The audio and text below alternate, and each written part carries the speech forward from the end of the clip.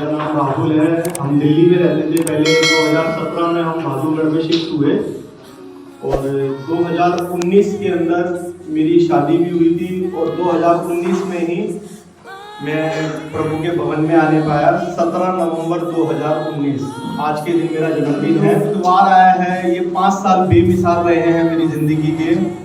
मैं हर लफ्ज़ों से उसका शुक्रिया करता हूँ कि परमेश्वर आपने मुझे चुना, मैंने आपको नहीं चुना। मम्मी के घुटनों में, हाथ पैरों में काफ़ी दर्द रहता था और मैं उन दिनों ना एक काफ़ी लत में था, जिस लत के बारे में मैं कभी ज़िंदगी में दुनिया में किसी को बताना नहीं चाहता था, मगर उन दिनों में उस लत से बहुत परेशान था। एरिया में रहता था, उस एरिया के अंदर मतलब घर से नीचे उतरते ही दाएं बाएं बगल कहीं पे भी जाने में अगर रास्ता जो था वहाँ पे गलत काम होते थे, जैसे कि सट्टा होता था।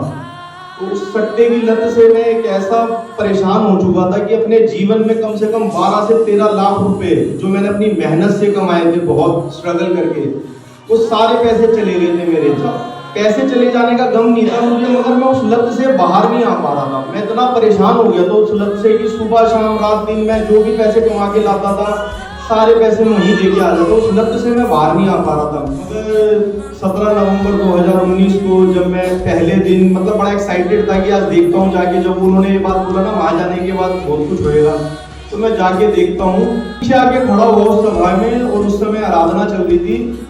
आराधना के समय में पास्टर जी ने जैसी प्रार्थना करनी स्टार्ट की आराधना के बाद, और पास्टर जी ने बोला कि जो लोग नए हैं वो धन्यवाद करें और जो पुराने व्यक्ति थे वो अन्य भाषा बोल रहे थे। तो मैं धन्यवाद करने लग गया उस समय।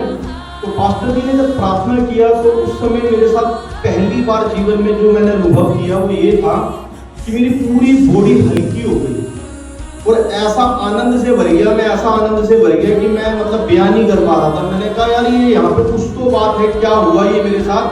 आज तक कभी ऐसा नहीं हुआ, मैंने सब चीजें करके देखी, मगर यहाँ पे ऐसा क्या हुआ? पेशे से मैं एक एडवोकेट हूँ, तो जो चीज़ मेरे को डाउटफुल लगती है तो मैं जाके पूछ लेता हूँ, चाहे वो जज साहब क्यों ना हो, चाहे कोई और क्यों ना हो। तो यही हुआ। जैसी सभा खत्म हुई मैं पास्टर जी के पास आया, मैंने बोला कि आपने क्या किया?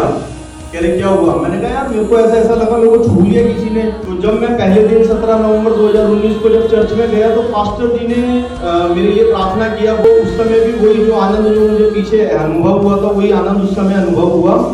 और जाने से पहले पास्टर जी ने एक छोटी सी किताब उठा के मुझे दी और वो थी बाइबल। पास्टर जी ने बोला इसे पढ़ना, ये आपका जीवन बदल देती है और ये बात करने वाली किताब है। तो वो मैंने किताब पढ़नी स्टार्ट की और उस दिन के बाद से मैं अपने बारे में बताऊं तो ना वो सट्टे का पता चला मुझे, वो कहाँ चला गया, वो सट्टा बिल्कुल नहीं खेल पाया, मैं सोच भी नहीं पाया उसके प्रति।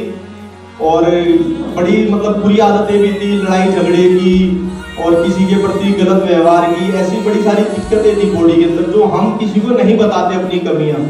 मगर उस दिन के बाद से और आज तक की जो लाइफ में मेरी जो लाइफ में गवाहियां रही हैं वो पर डे कुछ ना कुछ गवाही रही है। प्रभु ने छुआ है और कुछ ना कुछ किया है, जीवन में इतना बदलाव किया है और मैं परमेश्वर का बहुत बहुत धन्यवाद करता हूँ।